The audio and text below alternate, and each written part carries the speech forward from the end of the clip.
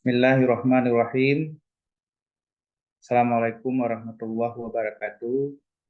Alhamdulillah, puji dan syukur kita sampaikan kepada Allah Subhanahu wa Ta'ala, dan salawat dan salam kita sampaikan kepada Nabi Muhammad Sallallahu Alaihi Wasallam yang telah memberi kita keteladanan dan juga ilmu pengetahuan sehingga kita me- dapat melihat ajaran Islam yang sangat besar pengaruhnya dari Nabi Muhammad SAW.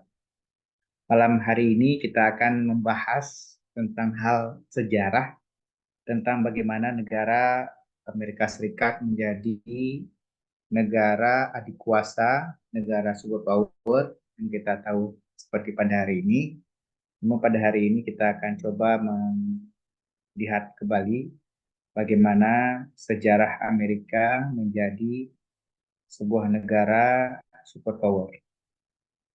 Jadi diskusi kita pada malam ini adalah diskusi tentang sejarah dan kisah sukses Amerika Serikat menjadi negara superpower.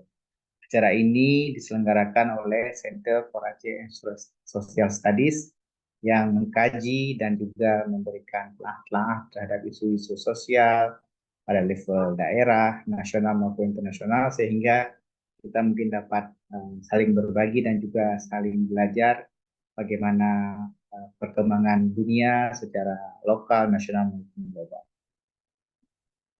Sebagai awal dari pembahasan kita pada malam ini, kita akan melihat pembahasan tentang sebuah uh, buku yang ditulis oleh ilmuwan Islam yang bernama Ibnu Khaldun pada tahun 1377 atau abad ke-14. Judul bukunya adalah Mukaddimah yang membahas tentang sejarah ekonomi, sejarah sosial, dan sejarah lahir dan runtuhnya sebuah peradaban. Di buku tersebut Ibnu Khaldun banyak menceritakan tentang mengapa sebuah negara bangsa itu muncul, berkembang besar, dan mengapa sebuah negara itu uh, hancur dan uh, menjadi negara yang tidak berkelanjutan ataupun terpecah belah. Ibnu Khaldun juga dalam bukunya Mukadimah menceritakan bahwa sebuah kota itu harus tersedia perangkat pendukung kepada warganya sehingga mereka mau tinggal. Misalnya terdapat sanitasi yang baik, sumber air, kemudian penataan pemukiman sehingga jauh dari wabah penyakit, kemudian tersedianya lahan pertanian yang memungkinkan pasokan makan untuk perkotaan, kemudian juga setelah itu juga tersedia tempat-tempat untuk para peternak untuk mengembala ternak mereka. Jadi itu syarat sebuah kota yang minimal harus diperhatikan oleh para pemimpin ataupun oleh pengelola pemerintahan versi Ibnu Khaldun. Jadi kebersihan kota, sanitasi, air bersih, ketersediaan pangan, kemudian perumahan, kemudian tadi tersedia lahan untuk peternakan, itu adalah syarat-syarat sebuah kota itu layak huni dan masyarakat mau tinggal dalam kota tersebut. Jadi itu sudah dijelaskan oleh uh, ilmuwan Islam yang bernama Ibnu Khaldun. Ibnu Khaldun ini merupakan seorang yang menulis tentang sejarah ekonomi jauh sebelum penulis lainnya seperti Adam Smith, David Ricardo membahas tentang perekonomian, upah, tenaga kerja, pembagian kerja, dan sebagainya, itu telah dibahas oleh Ibnu Khaldun dalam bukunya Muqaddimah pada abad ke-14 atau 4 abad sebelum para ilmuwan-ilmuwan di Inggris maupun di Jerman membahas tentang teori-teori ekonomi. Dari buku tersebut kita juga bisa melihat bahwa dalam sejarah peradaban Islam, misalnya kita lihat seperti dalam dinasti-dinasti Islam, kita lihat misalnya dinasti Islam pertama dinasti Umayyah di Syria, kota-kotanya disusun dengan baik.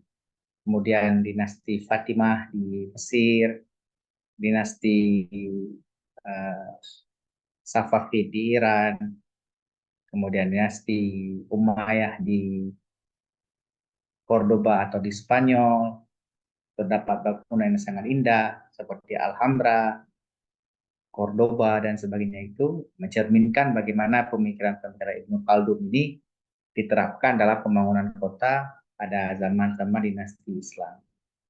Juga pembangunan kota pada zaman dinasti Turki Utsmani, dinasti Mughal di India, dan banyak kita lihat dalam sejarah-sejarah peradaban-peradaban uh, lainnya seperti Mesir kuno, India kuno, bahwa pembangunan sebuah kota itu sangat penting memperhatikan berbagai sanitasi dan keperluan dari masyarakat di kota tersebut sehingga kota tersebut menjadi kota yang lestari, kota yang layak huni.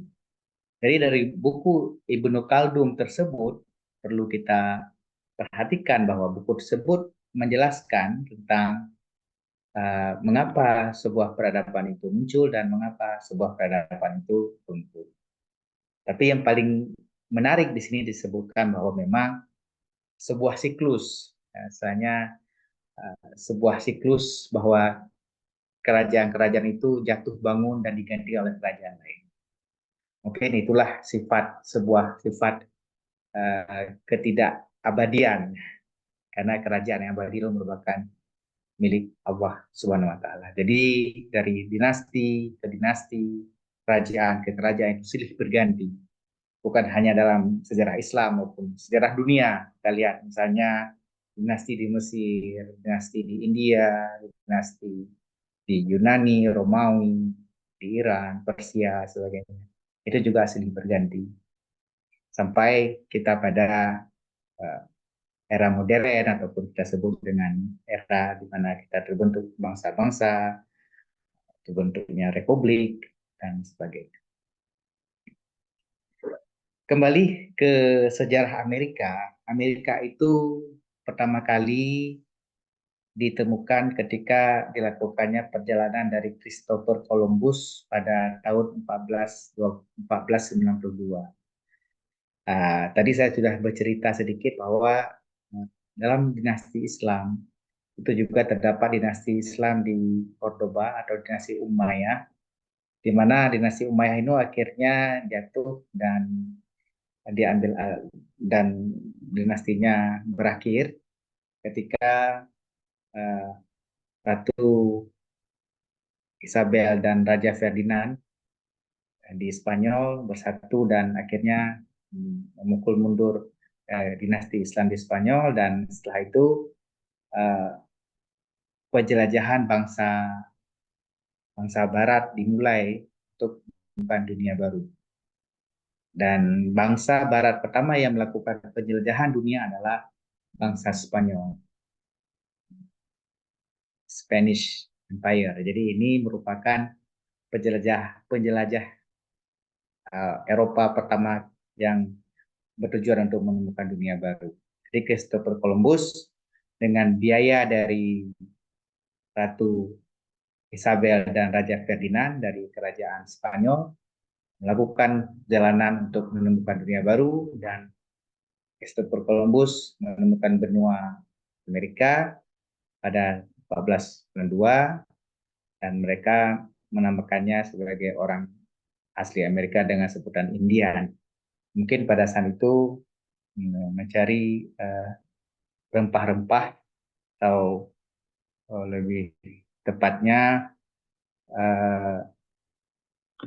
pada saat itu mungkin rempah-rempah menjadi sebuah komoditi penting dunia. Mungkin pada era sekarang minyak ataupun emas, seperti pada saat dulu rempah-rempah, lada dan sebagainya itu menjadi komoditi penting bagi bangsa Eropa, sehingga mengundang penjelajah-penjelajah dari Eropa untuk mencari rempah-rempah ke Asia, dan bangsa Spanyol merupakan bangsa Eropa pertama yang melakukan penjelajahan menemukan dunia baru. Tapi ada juga mungkin beberapa literatur atau pembacaan menyebutkan bahwa sebelum Christopher Columbus menemukan Amerika, mungkin bangsa-bangsa lain dari India, Arab, dan sebagainya mungkin telah melakukan hubungan dagang dan perjalanan ke Amerika Serikat. Itu ada juga literatur. Jadi sebelum Christopher Columbus ke Amerika, kemungkinan besar sudah banyak terjadi interaksi-interaksi dagang antara orang Amerika, orang India dengan orang-orang pedagang dari Arab ataupun dari India. Ini sangat mungkin karena pada saat itu sangat banyak pedagang-pedagang Arab yang sudah melakukan perdagangan ke Sumatera, ke India dan sebagainya, dan sebaliknya. Jadi pada saat itu navigasi perkapalan sudah sangat maju, artinya sudah memungkinkan bagi orang-orang dari berbagai benua, berbagai negara untuk saling uh, melakukan perdagangan.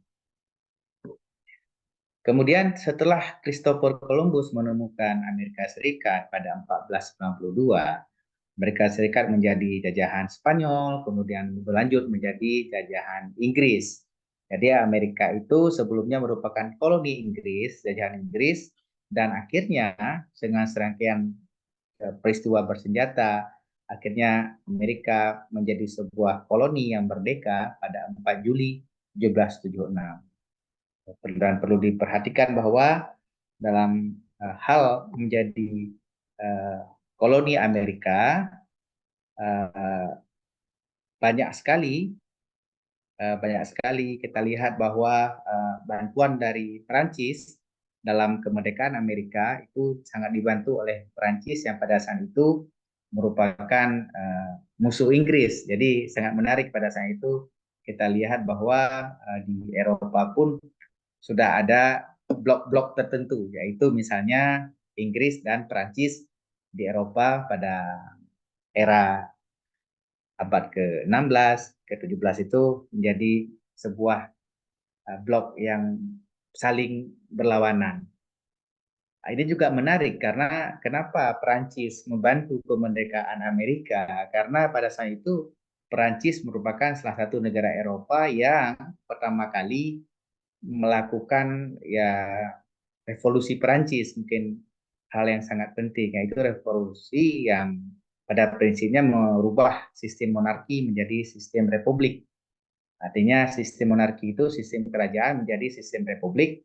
Artinya republik itu sistem negara dikelola oleh masyarakat awam, orang banyak. Tapi kalau monarki dikelola oleh bangsawan. Jadi ada revolusi besar yang terjadi di Prancis, di Eropa, yaitu revolusi Prancis yang menggantikan sistem monarki, sistem kerajaan dengan sistem republik. Itu terjadinya di Prancis, sehingga mungkin Inggris sebagai negara kerajaan khawatir dengan pengaruh Prancis yang berusaha merubah semua negara-negara monarki menjadi republik.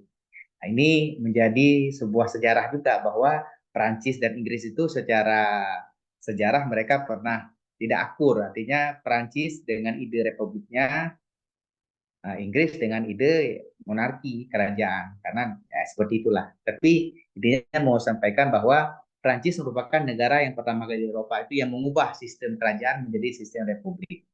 Apa beda republik dengan kerajaan? Kalau kerajaan itu sistemnya turun-temurun. Raja kepada anak raja memimpin sebuah negara atau kerajaan. Sistem republik itu ya sistem republik, sistem yang dipimpin oleh orang banyak gitu. Uh, tidak ada istilahnya hak istimewa yang menjadi raja itu adalah anak raja berikutnya dan sebagainya. Kalau sistem republik bisa berganti-ganti. Tapi ada plus minusnya, tapi yang terjadi begitulah di Eropa. Jadi di Eropa itu Perancis yang pertama kali menerapkan sistem republik. Jadi sistem republik yang kita anut di berbagai negara, mungkin termasuk Indonesia, itu banyak pengaruh Perancis dengan slogannya kebersamaan, persaudaraan, dan kesetaraan. Jadi itu adalah salah satu revolusi yang terjadi di Eropa pada saat itu. Dan terutama pada era Napoleon yang sangat gencar mempromosikan ide republik ke berbagai negara Eropa, yang membuat para dinasti dan bangsawan Eropa khawatir terhadap masa depannya.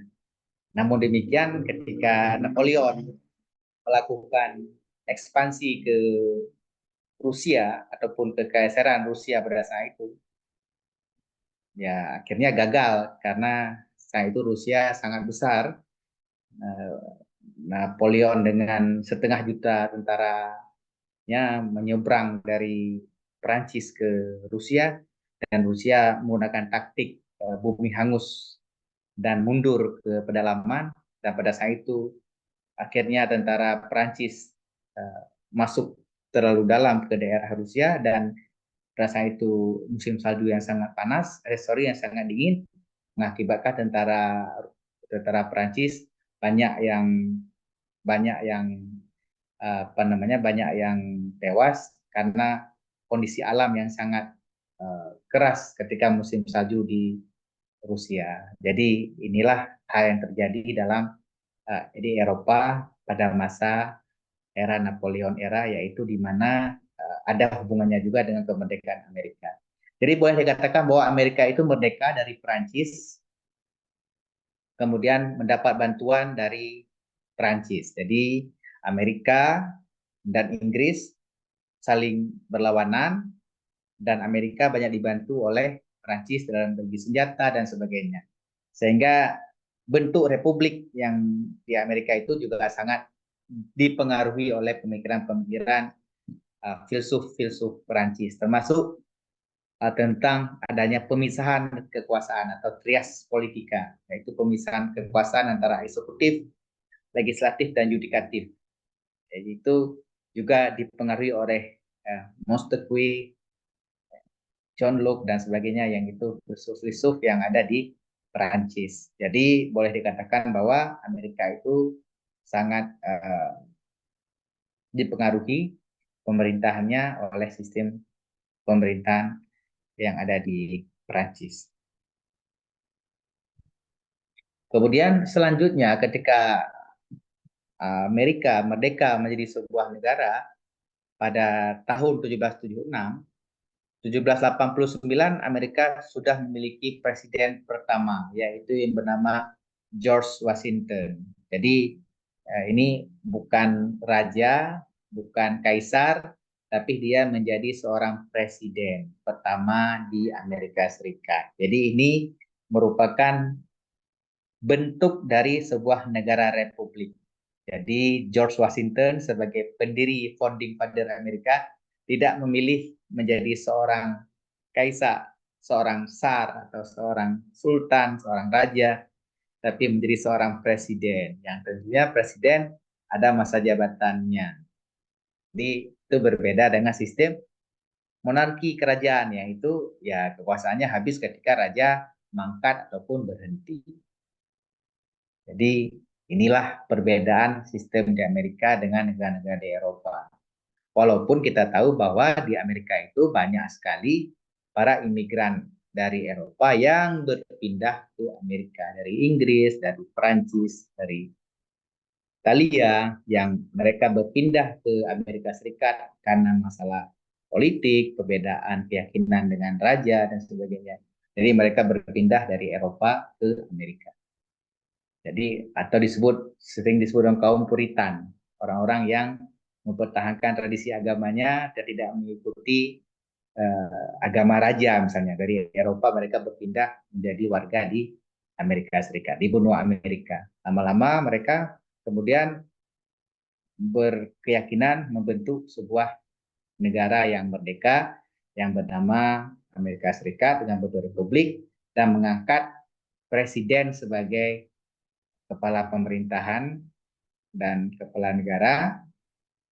Yang pertama adalah Presiden George Washington, diangkat 76, 89, ini sekitar hampir 10 tahun setelah merdeka baru mereka memiliki presiden. Jadi tidak langsung setelah merdeka mereka memiliki presiden. Kenapa? Karena ini masih berperang dengan Inggris. Jadi ketika mereka proklamirkan kemerdekaannya, jadi belum langsung merdeka karena masih berperang dengan Inggris dan Amerika pada saat itu dibantu oleh Perancis. Kenapa dibantu oleh Perancis? Karena di Eropa Perancis dan Inggris lagi berseteru. Jadi kenapa berseteru? Ya Inggris dengan sistem kerajaan, sedangkan di Perancis mereka menumbangkan kerajaan. Raja Louis ditumbangkan oleh revolusi Perancis, revolusi rakyat. Jadi sistem republikan itu, republik itu sistem pemerintah yang dikelola oleh orang awam, rame-rame, tidak hanya oleh kaum bangsawan. Jadi itulah yang sangat menarik dengan Amerika, bagaimana mereka mentransformasikan dari sebuah daerah koloni, orang-orang buangan, orang-orang yang berpindah dari Eropa pindah ke Amerika, kemudian mereka membentuk sebuah negara dari imigran, dasarnya sebagai imigran, orang yang pergi dari Eropa, pergi ke Amerika, kemudian mereka membentuk sebuah negara yang bernama Amerika Serikat pada tahun 1776, kemudian 1789 memilih presiden pertama George Washington. Kemudian setelah masa jabatan habis digantikan oleh presiden lainnya, Thomas Jefferson, Hamilton, dan sebagainya. Kalau tidak salah saya sampai sekarang 46 orang presiden, termasuk Joe Biden itu presiden ke-46 Amerika Serikat. Jadi kalau kita mungkin baru punya berapa presiden, Soekarno, Soeharto, B.J. Habibie, Megawati, Gus Dur, Megawati, SBY, Jokowi, 7, 8 dengan presiden terpilih Pak Prabowo. Jadi di Amerika sekarang sudah ada presiden 46 presiden terpilih dari pertama Amerika ada. Kita masih 8 ya, 8 presiden termasuk yang terpilih sekarang Pak Prabowo. Oke, setelah Amerika merdeka, ternyata tidak mulus, tidak langsung jadi negara maju seperti kita lihat sekarang ini. Mereka juga mengalami yang namanya perang saudara. Perang saudara itu perang orang Amerika melawan orang Amerika. Itu terjadi 1861. Jadi merdeka 1776, kemudian mungkin sekitar 100 tahun kemudian, tidak sampai 100 tahun kemudian, 1861 mereka sudah mengalami perang saudara antara Amerika Utara dan Amerika Selatan. Jadi kalau kita lihat peta Amerika dari Amerika Utara dan di Amerika Selatan yang tinggal di kawasan selatan Amerika. Mereka perang saudara sesama orang Amerika. Dan perang saudara ini berlangsung cukup lama juga, hampir 4 tahun. Dan penyebab perang saudara ini berbagai alasan, berbagai macam, namun tidak terlepas dari masalah perbudakan. Jadi di Amerika Utara, sebelah utara, mereka mendeklarasikan bahwa mereka akan membebaskan perbudakan. Tapi di Amerika, di bagian selatan Amerika, itu mereka masih bertahan dengan sistem perbudakan karena memang daerah sentral pertanian yang banyak membutuhkan tenaga kerja. Oh ya, sedikit informasi, di Amerika itu orang-orang kulit hitam itu dibawa dulu dari Afrika oleh Inggris untuk menjadi pekerja dan sebagainya. Jadi orang Afrika yang dulunya dibunuh Afrika itu dibawa oleh Inggris, dibawa dengan kapal, dibawa ke benua Amerika, dari benua Afrika itu dijadikan sebagai pekerja, sebagai budak. Jadi itulah dasar kenapa di Amerika itu ada orang Afrika, orang sebagainya itu karena dulu Inggris membawa mereka dari benua Afrika. Jadi ya, kalau sampai saat ini sampai ada presiden dari kulit hitam Amerika, ya itu ada sejarahnya juga. Jadi intinya mereka dibawa sebagai budak oleh Inggris dulunya mengelola lahan-lahan pertanian di Amerika Serikat. Jadi perang saudara ini juga perang berkaitan dengan masalah perbudakan. Jadi orang kulit hitam ini ingin melepaskan diri dan ingin diakui setara dengan orang kulit putih. Nah, mungkin pada diskusi yang lalu kita sudah bicara tentang Afrika Selatan dengan sistem apartheidnya. Di Amerika juga terjadi sistem perbudakan di mana para budak-budak ini bekerja di lahan-lahan pertanian, terutama di wilayah selatan. Jadi pada intinya di Amerika itu terjadi perang saudara yang sangat besar dan sangat memakan korban jiwa yang sangat besar itu karena masalah isu perbudakan, yaitu apakah perbudakan itu harus dihapus dan ada sebagian yang ingin mempertahankan. Jadi ini merupakan isu yang terjadi di Amerika, perang saudara pada 1861 sampai dengan 1865. Jadi Amerika juga dalam sebuah perjalanan bangsa itu tidak semulus yang kita bayangkan, namun mereka juga pernah mengalami perang saudara ada 100 tahun setelah mereka merdeka. Kemudian hal lainnya yang menjadi sejarah Amerika yang paling besar, mereka juga pernah mengalami yang namanya Great Depression ataupun depresi besar ekonomi pada tahun 1920-an. Jadi pada saat ini hampir setengah orang itu kelaparan, tidak memiliki pekerjaan. Jadi di Amerika juga seperti seperti kita juga pernah jadi pengangguran, kemiskinan di mana-mana itu sudah terjadi di Amerika pada era 1920-an. Dan itu benar-benar uh, membuat ekonomi kolaps, orang menganggur, antri makanan harus dibagi bansos kalau misalnya atau apa namanya bagi-bagi makanan pada tuna wisma yang kelaparan sebagainya. Jadi Amerika pernah mengalami depresi ekonomi besar pada 1920-an dan itu menyebabkan ekonomi Amerika hampir ambruk dan benar-benar sangat menyedihkan dari segi jumlah pengangguran dan juga kemiskinan. Jadi kita lihat ini sejarah juga bahwa perjalanan sebuah bangsa itu pasti mengalami up and down ya, kisah-kisah sedih juga bukan kisah sukses saja. Kemudian Amerika masuk dalam kekuatan perang, kekuatan militer dunia ketika terjadi Perang Dunia Kedua dan dan jadi penyerangan terhadap Pearl Harbor di Hawaii oleh Jepang. Dan ini menjadi dasar bagi Amerika untuk masuk dalam teater Perang Dunia Kedua. Jadi kalau Perang Dunia Pertama Amerika nggak terlalu terlibat kan, karena Perang Dunia Pertama itu perang Eropa ya, perang di Eropa dan Eropa. Tapi Perang Dunia Kedua ini lebih banyak negara terlibat ya. Jadi memang itulah perang itu memang sangat tragis dan memakan banyak korban jiwa dan menyisakan kisah-kisah sedih. Namun inilah kita lihat ya Perang Dunia Kedua ini dan di foto itu ada 3 pemimpin sekutu ya.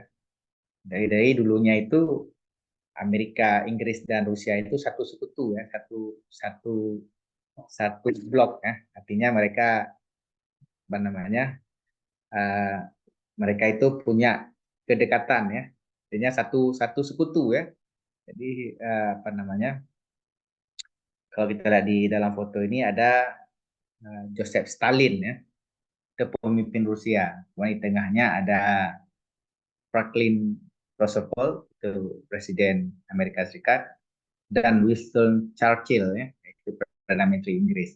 Jadi mereka ini sekutu sebenarnya dulu ketika Perang Dunia Kedua melawan Jerman dan bloknya. Jadi inilah sangat cepat berubah ya, dari sekutu menjadi musuh. Sekarang kita lihat ada perang dingin antara Rusia dan Amerika setelah Perang Dunia Kedua, kemudian nanti ada perang dagang antara Amerika dan Tiongkok. Jadi dunia itu cepat sekali berubah ya, yang dari teman jadi kawan, yang kawan jadi teman, jadi kawan, kawan jadi teman dan sebagainya itu sudah kita lihat dalam sejarah dulu ya. Jadi artinya ini kita lihat gimana Rusia sebagai temannya Amerika, temannya Inggris, kemudian menjadi lawannya mereka dalam perang dingin, era perang dingin dari tahun 60-an sampai dengan tahun 90-an, kemudian perang dagang antara Amerika dan Cina di tahun 2000-an dan sebagainya. Nah, ini sudah ceritakan tadi bahwa ini merupakan simbol Amerika Serikat. Patung Liberty ini merupakan hadiah dari Prancis. Karena kita sudah cerita tadi bahwa uh, erat kaitannya antara Prancis dan Amerika, terutama bantuan Prancis dalam merebut kemerdekaan Amerika dari Inggris. Ini hadiah dari rakyat Prancis kepada Amerika sebagai lambang persahabatan. Jadi saya ulangi lagi, patung Liberty itu adalah hadiah dari Prancis kepada Amerika. Dan sudah kita sebutkan tadi, banyak sekali jasa-jasa Perancis kepada Amerika dalam perjuangan merebut kemerdekaan dari Inggris. Itu juga harus kita ini. Kemudian Ya, Amerika hari ini setelah Perang Dunia Kedua tadi ya menjadi kekuatan baru dunia. Jadi tadi kita sudah sebutkan ya, dulunya kita lihat ada misalnya eh, kerajaan yang berkuasa itu misalnya kerajaan Turki Utsmani. Dari Turki Utsmani itu kemudian berpindah ke kerajaan Inggris sampai Inggris itu disebut sebagai negara yang matahari tak pernah terbenam karena saking luasnya daerah jajahan Inggris di mana-mana, di Asia Tenggara, di Afrika, di Eropa, di mana-mana dia sampai ke Amerika jajahan Inggris, sehingga Inggris Raya disebut matahari tak pernah terbenam di Inggris Raya. Artinya saking luasnya jajahannya, jadi selalu selalu matahari ada di negara mereka. Setelah Inggris runtuh, Inggris menjadi negara di Eropa saja, sekarang menjadi Amerika menjadi kekuatan baru dunia, new power, new superpower. Jadi setelah Perang Dunia Kedua, Amerika menjadi pemenang dan mengambil alih menjadi pemain player dunia. Jadi istilahnya apa namanya, raja-raja dunia berganti. Jadi dari Turki Utsmani dulunya menjadi mungkin pemain dunia penting, kemudian beralih ke eh, Inggris atau sebelumnya ada dinasti Qin di Cina juga negara yang sangat besar pengaruhnya bagi perdagangan dunia dan sebagainya. Jadi intinya bahwa tidak ada yang abadi, jadi selalu berganti. Yang abadi itu hanya Allah SWT. Jadi raja-raja itu berganti. Jadi Amerika sekarang menjadi negara yang kuat secara kekuatan finansial, dolar. Di mana-mana orang menggunakan dolar sebagai mata uang untuk transaksi keuangan dan transaksi dagang. Jadi bukan menggunakan yen atau menggunakan euro, memang ada, tapi dominannya perekonomian itu menggunakan transaksi dalam bentuk dolar Amerika Serikat. Itu merupakan dominasi Amerika dalam sistem keuangan global. Jadi jadi seperti itu, maksudnya kekuatan dagang, kekuatan keuangan itu menjadi miliknya Amerika Serikat. Oke, kita break sebentar 5 menit, nanti kita kembali lagi.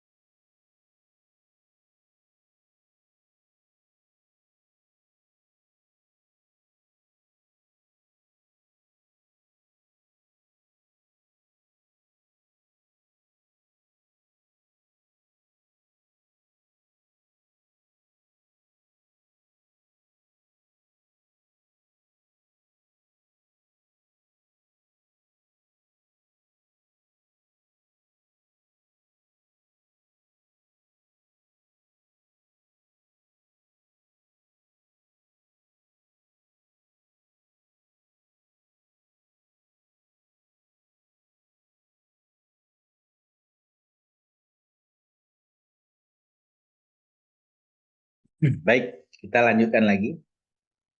Jadi salah satu kekuatan besar Amerika sebagai negara superpower adalah kekuatan keuangan, terutama mata uang dolar menjadi mata uang yang paling sering digunakan dalam perdagangan antar negara. Jadi itu yang menjadi kekuatan utama Amerika Serikat.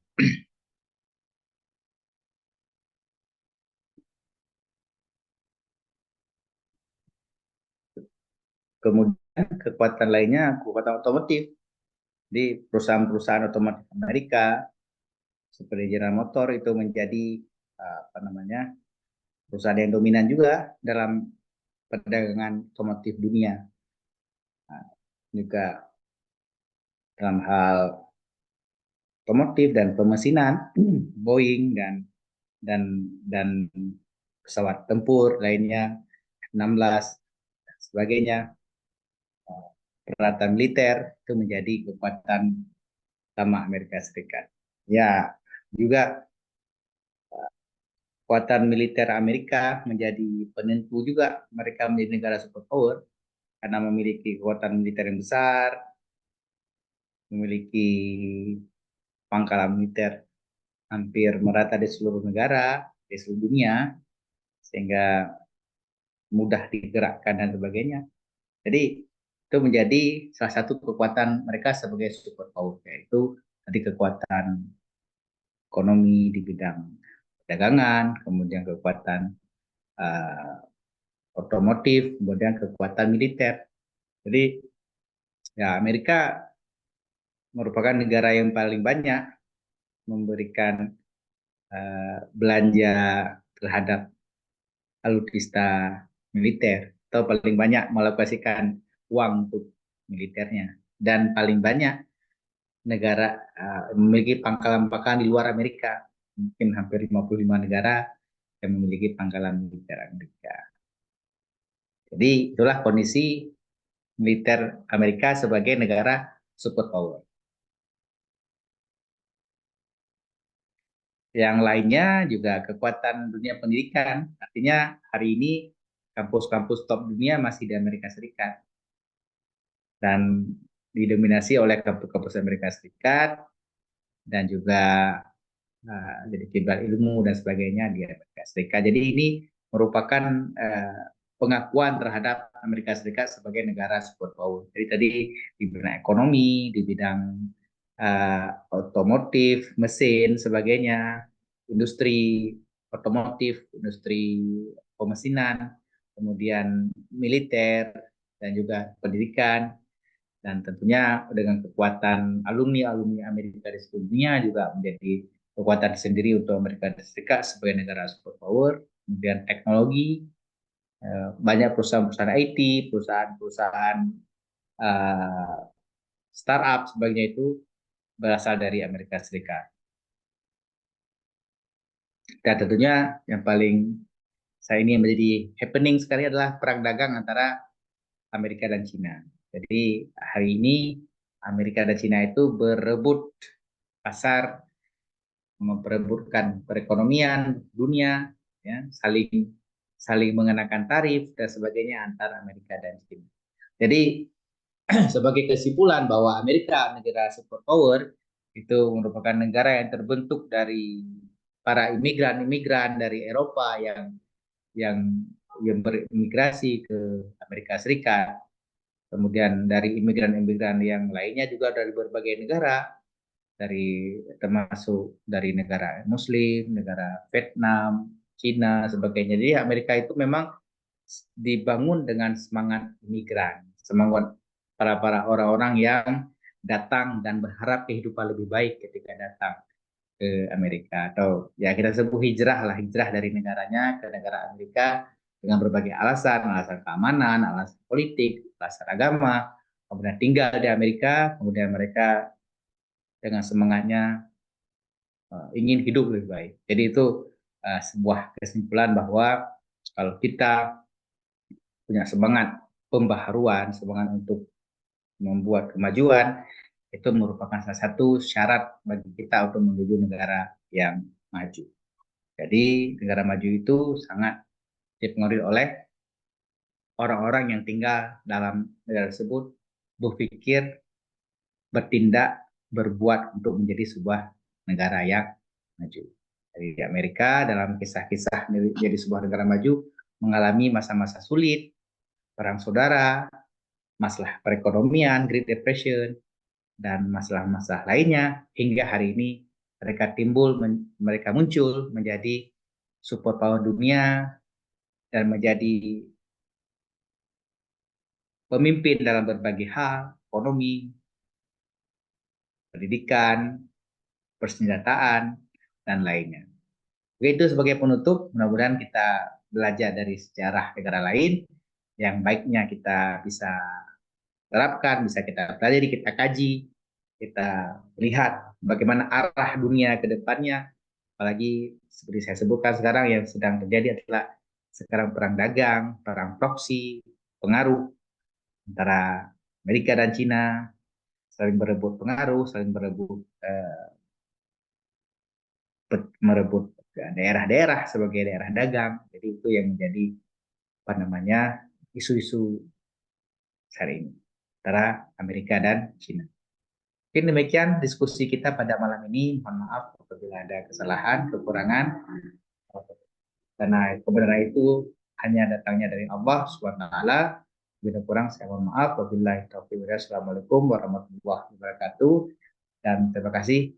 Semoga kita bisa berjumpa di pertemuan session Center for Aceh National Studies dalam obrolan malam secara online.